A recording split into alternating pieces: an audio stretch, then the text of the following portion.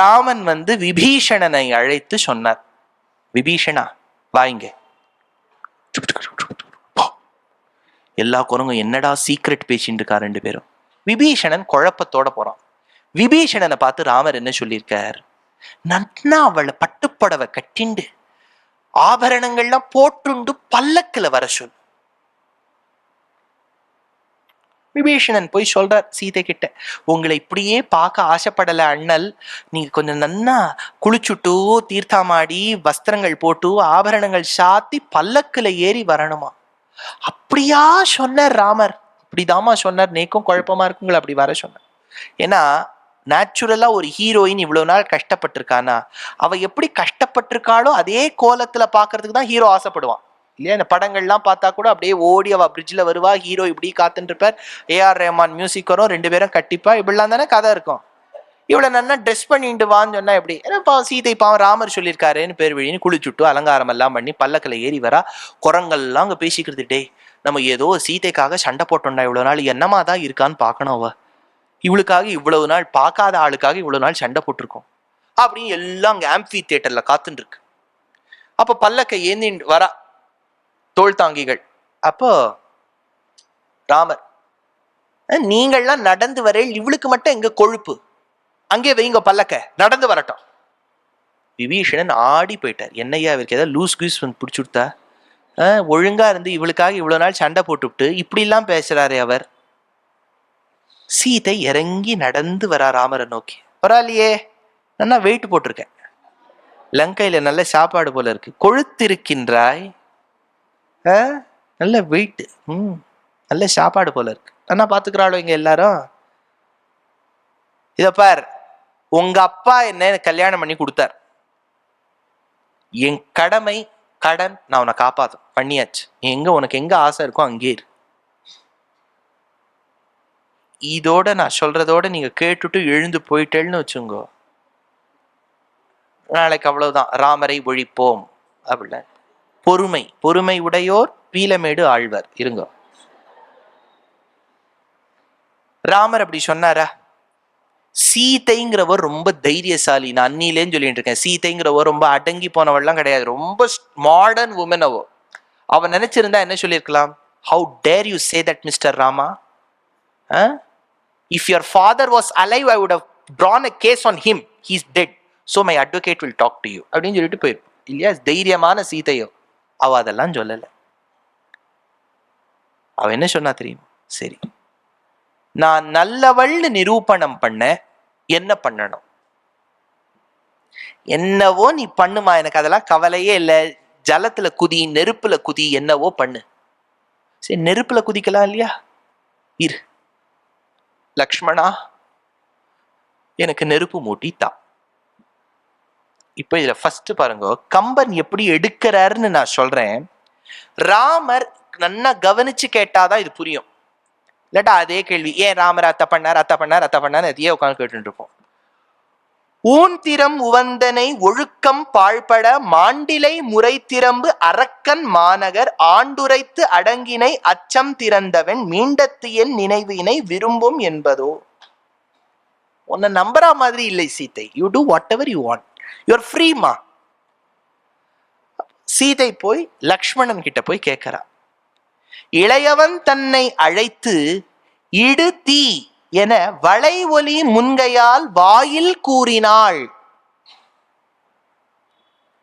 ஏன் சீதைய பார்த்து ராமர் அப்படி சொல்லணும் அப்படின்னா, ராமன் காட்டுக்கு வந்திருக்காருன்னா அவ அப்பா காட்டுக்கு அமிச்சா, சித்தி காட்டுக்கு அமிச்சா, தள்ளெழுத்து கர்மா வந்திருக்கார். ஏதோ கல்யாணம் பண்ணிண்டாங்கிறதுக்காக சீதை வந்திருக்கா. ஆனா இவ ரெண்டு பேருக்கும் கைங்கரியம் பண்ணணும்னு லக்ஷ்மணனுக்கு தள்ளெழுத்து இல்லை. ஆனா அவன் சொத்து பத்து எல்லாத்தையும் விட்டு அப்பா அம்மா ஸ்தானத்துல அண்ணனையும் மதனையும் வச்சுட்டு வந்திருக்கான். அவனை பார்த்து ஒரு நாள் சீதை, உன் ஒழுக்கம் ஒழுங்கா இல்லையேடா, அண்ணா எப்போ வீட்டை விட்டு வெளியில போவார், என்னோடு உறவு எப்போது கொள்ளலாம்னு நினைச்சுட்டியேன்னு சொன்னா பாருங்க. அது எப்பேற்பட்ட வார்த்தை. சொந்த பிள்ளைய பார்த்து ஏதாவது ஒரு அம்மா அந்த வார்த்தை சொல்லலாமா? அந்த லக்ஷ்மணன் எவ்வளவு கஷ்டப்பட்டிருப்பான் மனசுல. இவ்வளவு நாள் நான் அம்மா நினைச்சு பண்ணேனே, எனக்கு இதுதான் பலனான்னு நினைச்சிருப்பான் பாருங்க. சீதை இதெல்லாம் சுந்தர காண்டத்துல மனசால வருத்தப்படுறா. நம்ம ஏன் இன்னைக்கு ராமரை பிரிஞ்சு கஷ்டப்படுறோம்னா, இன்னைக்கு லக்ஷ்மணன் ஒரு வார்த்தை சொல்லிட்டோமே என் குழந்தைய, அதனாலதான் இப்படி கஷ்டப்படுறவங்க. ராமர் என்ன பண்ணார்? எம் பொண்டாட்டியே அந்த வார்த்தை சொல்லியிருந்தாலும் அவ அதுக்கு தண்டனை அனுபவிக்கணும். எந்த பழிய இவ லக்ஷ்மணன் மேல தூக்கி போட்டாலோ அதே பழிய ராமர் இவ மேல தூக்கி போட்டுட்டார். நமக்கு ஒரு கஷ்டம் வந்தால்தான் இன்னொருத்தருடைய வலி நமக்கு தெரியும் இல்லையா? எந்த பழிய சீதை இலக்குவனான இளைய பெருமாள் மீது இட்டாலோ அதே பழிய ராமர் இவ மேல தூக்கி போட்டுட்டார். அனுபவி. எவன் மீது இட்டாலோ அவன்கிட்டயே போய் எனக்கு தீய குடுன்னு கேட்கிற மாதிரி ராமர் வச்சுட்டார். அதனால்தான் கம்பர் சொன்னார், இளையவன் தன்னை அழைத்து, இளையவன்னா லக்ஷ்மணனை கூட்டுட்டு, இடு தீ என வளை ஒலி முன்கையால், அவளால வேற யார்கிட்டயும் கேட்க முடியாது தீய குடுன்னு, ராமர் கிட்ட கேட்க முடியாது. ஏன் சொல்றேங்க? ராமர் தான் ஜட்ஜ். ஒரு கோர்ட்டுக்கு கேஸ்க்கு போறோம், ஜட்ஜ் சொல்றார் 10,000 ரூபாய் அபராதம் எனக்கு. நான் உடனே, சார் நீங்க ஒரு 10,000 ரூபாய் கடன் கொடுங்கோ, இப்ப நான் கட்டிடுறேன், அப்புறம் அடைக்கிறேன் மெதுவா, மாசம் மாசம் இன்னும் 1000 ரூபான்னு அடைக்கிறேன். ஜட்ஜு கிட்டே போய் கடன் கேட்பாள். இப்ப ராமர் தான் தீக்குழின்னா ராமர் கிட்டே கொஞ்சம் இட்டு கொஞ்சம் மூட்டி கொடுத்துருங்கப்பா. ராமரை தவிர்த்து இன்னொருத்தர்கிட்ட தான் கேட்க முடியும். அங்க வேற யாரையும் அவளுக்கு தெரியாது. இன்னும் குரங்கெல்லாம் பார்த்தா பயமா இருக்கு. ஐயோ ஐயோ, இது ஒண்ணுத்துக்கு மேல ஒண்ணு இருக்கு. யாரையும் பார்த்ததும் இல்லை. ஏதோ ஹனுமானும் ஒரு தடவை பார்த்திருக்கா, அவ்வளவுதான். மெயினா தெரிஞ்சது ராமனை தவிர்த்து லக்ஷ்மணன். பிள்ளை மாதிரி தானே, அதனால இடுத்தீன்னு வளையால் கூறினாள். கம்பருடைய வார்த்தையை பாருங்க, வளை ஒலி செய்திட. அவ கையில வளையெல்லாம் இப்ப போட்டு இருக்கா இல்லையா, அந்த லூசா இருக்கு. அவ இப்படி கூப்பும் போது ஜல் ஜல் ஜல் ஜல்னு சத்தத்தோட லக்ஷ்மணன், ஏன்னா லக்ஷ்மணன் தலையை குனிஞ்சு நின்று இருக்கான். அவன் சீதையை நேர் இழந்து பார்க்க மாட்டான். எப்ப அவ கை கூப்பி நிக்கிறாளோ அவனுக்கு உடம்பெல்லாம் சிலுக்குது. ஜெகன்மாதா, என் அம்மா போய் என்கிட்ட பிச்சை கேட்கிறாளே.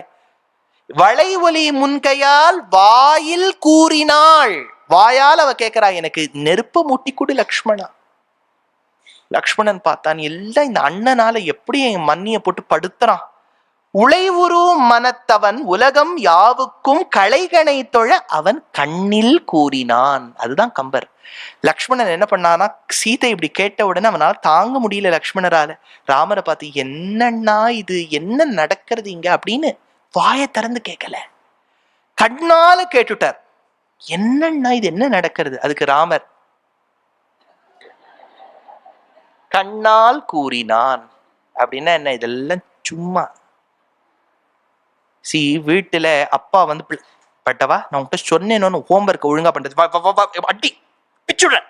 அம்மா ஓடி வரும், என்னது இது அப்படி. வாயால சொல்ல முடியாது, கண்ணாலதான் சொல்ல முடியும். அவர் வந்து, ஏய் நான் அடிப்பேனா குழந்தை, சும்மா இதெல்லாம் அப்படின்னு விட்டா குழந்தை ஐய நம்ம அப்பா வேஸ்ட் அப்படிங்கும். அதனால ராமர் என்ன பண்ணார்? கண்ணால் கூறினான், நீ மூட்டி குடு. அப்படின்னா என்ன அர்த்தம்? அவ தப்பு பண்ணா கஷ்டம் அனுபவிக்கணும் லக்ஷ்மணன். நான் சின்ன வயசுல ஒரு கூனி முதுகுல ஒரு மண்ணுருண்டை விட்டேங்கிறதுக்காக தானே ராஜ்யம் போச்சு. அவர் விதைத்த வினையை அவர் அறுக்க வேண்டும். அப்பதான் அவளுக்கு தெரியும், ஒரு ஆண் ஒரு பெண் மீது குற்றம் ஒரு ஆண் சொன்னால் தவறு, ஆனா ஒரு ஆண் மீது ஒரு பெண் சொன்னால் அது எப்படி தவறு இல்லாமல் போகும்? பிள்ளைய பார்த்து ஒரு அம்மா சொல்ற வார்த்தையாவ சொன்னா, வச்சுடு நீ நெருப்பு, அப்புறம் பார்த்துக்கலாம். பாவம் லக்ஷ்மணன் நெருப்பு மூட்டி கொடுத்தாரு. எல்லா குரங்கும் பார்த்தது சரியான வேஸ்டானா ஆழியா இந்த ராமன். இப்படி எல்லாம் நெருப்புல இவ போடுறதா இருந்தா நம்ம எதுக்கியா இவ்வளவு கஷ்டப்பட்டு என் ஒய்ஃப் எல்லாம் விட்டுட்டு நான் கிஷ்கிந்தால இங்க வந்து சண்டை போட்டிருக்கேன். ஒரு ஸ்டைஃபண்டும் ஒன்னும் ஒரு அலவன்ஸ் கிடையாது. இந்த ராமரோட சண்டை போட்டு எல்லாம் பேசிக்கிறது, எல்லா ராட்சசர்களும் பேசி. நெருப்புக்குள்ள சீதை போயிட்டான். போராட்டத்துல எல்லாம் சொல்றா பாருங்க, என் தலைவரை விடாவிடில் நான் தீ குளிப்பேன். குழி, இந்த மாதிரி தலைவர்லாம் இருந்தா குளிக்கணும் இல்லையா? அதனால தீய போட்டு நல்லா மூட்டியாச்சு. சீதை உள்ள போயிட்டா. எல்லாரும் பாக்குறா, ஜூம் கேமரா, எல்லா டிவி, தந்தி டிவி, அந்த என்னெல்லாம் டிவி இருக்கு எல்லா சீதை உள்ளே சென்று விட்டாள், இதோ தகித்து கொண்டிருக்கிறது. இப்போது நில்லுங்கள் நேர்களே, நன்றாக பாருங்கள். இருவர் நெருப்பிலிருந்து வெளியே வந்து விட்டார்கள். சென்றது ஒரு பெண், வருவது இருவர். ஒரு ஆண் மகன் சீதையின் கையை பிடித்துக் கொண்டு அழைத்து வருகின்றான். யார் என்று பார்க்கலாம். ஜூம் பண்ணி பார்த்தா அது அக்னி தேவதை.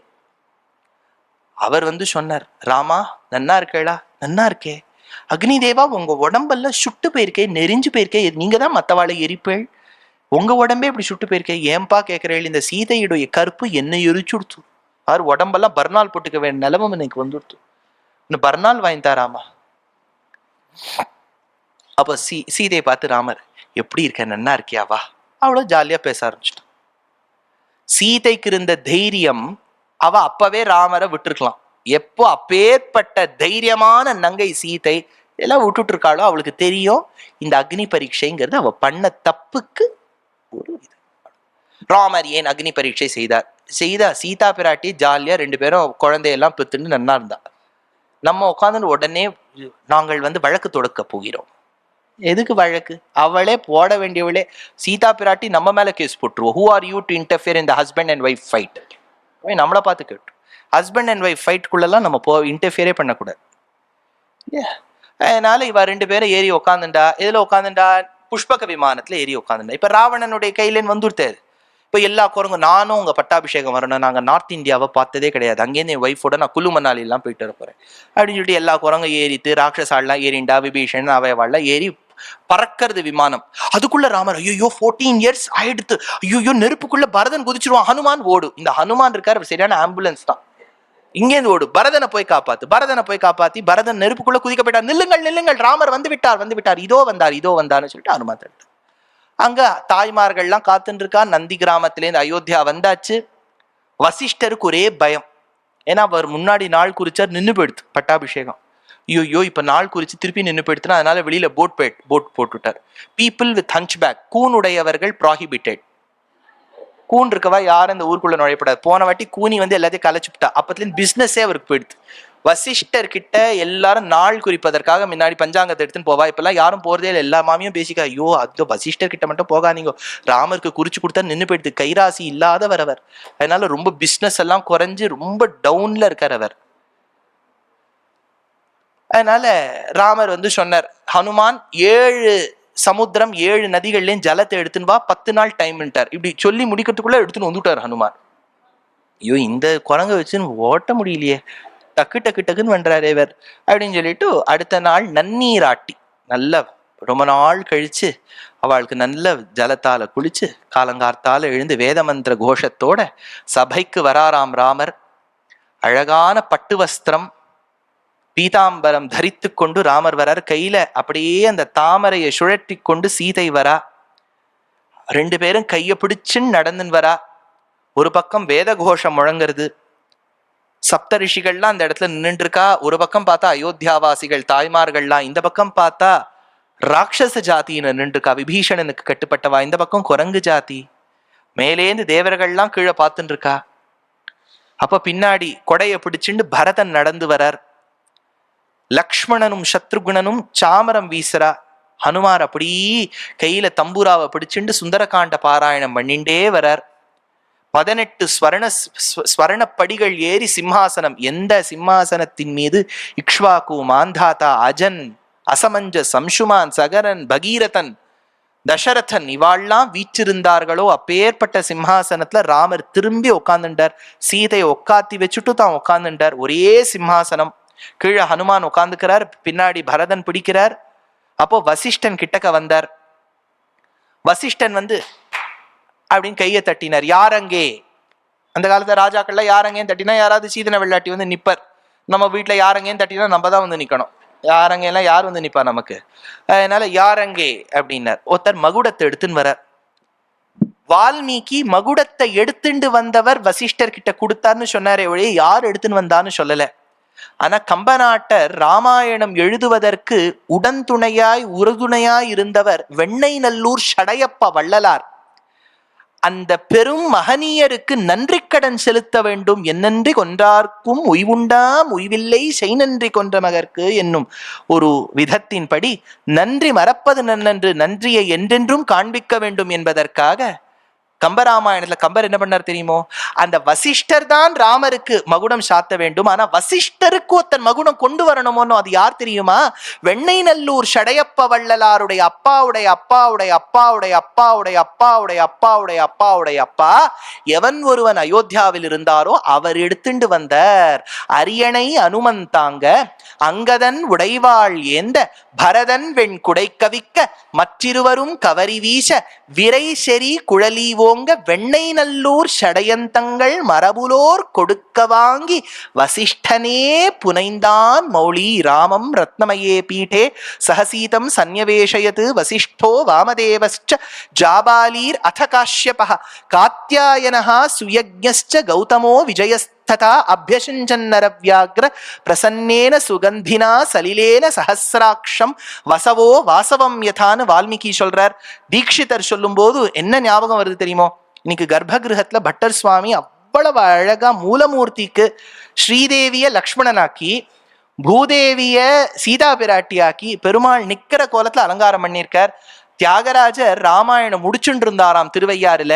அப்போ அவருடைய சிஷ்யாள் சொன்னாலாம், திருவாரூரை சேர்ந்த முத்துசுவாமி தீட்சிதர் நம்ம ஊருக்கு வந்திருக்காருன்னா அவரை கூப்பிடலாமே பட்டாபிஷேகத்துக்குன்னா. தீட்சிதர் வந்தாராம், என் ராமன் மீது ஒரு பாடல் பாடப்படாதான்னு கேட்டாராம் தியாக பிரம்மம். அப்ப அவர் சொன்னாராம், சத்ர சமர கர திருத பரத லக்ஷ்மண சத்ருக்ன விபீஷண சுக்ரீவ பிரமுகாதி சேவித த்ரி வசிஷ்ட்யாத்ய நோக்ரஹ பாத்ர தசரத புத்திர மணிரங்கவல்ய லங்கிருத நவரத்ன மண்டபே விசித்ர மணிமய சிம்ஹாசனே சீதய சஹ சுச்சரித்ர பரம பவித்ர குரு குஹ மித்ர பங்கஜ மித்ர வம்ச சுதா பூதி சந்திர மேதினி பாலராமச்சந்திர மாமவ பட்டாபி ராம ஜய மாருதி சன்னோதனமா.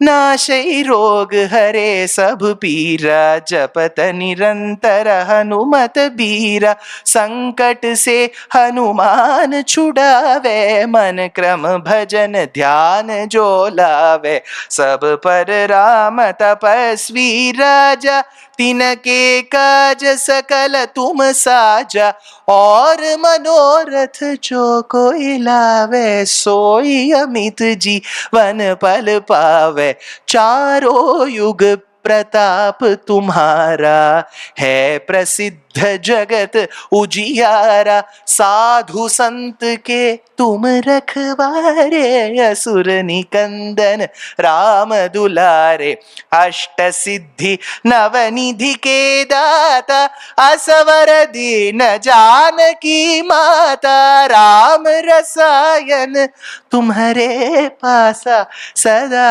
रहो रघुपति के दासा राम लक्ष्मण जानकी जय बोलो हनुमान की राम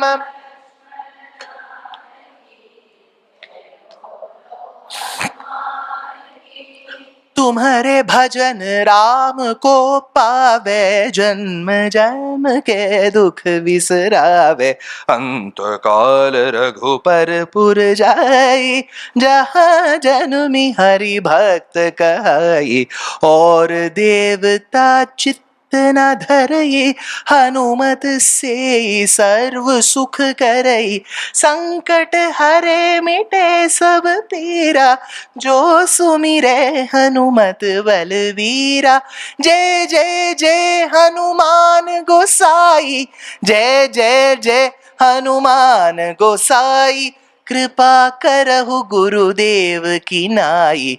जो 100 बार पाठ कर कोई, छूट ही बंधि महासुख होई। जो यह पढ़े हनुमान चालीसा, होय सिद्धि साखी गौरी सा। तुलसीदास सदा हरि चेरा, कीजे नाथ हृदय मह डेरा।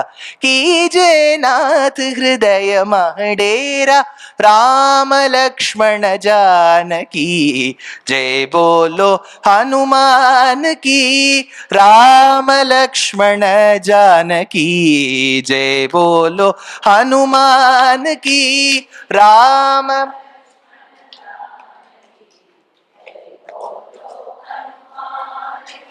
हरे राम राम राम हरे हरे। हरे राम राम राम हरे हरे। हरे कृष्ण कृष्ण कृष्ण हरे हरे।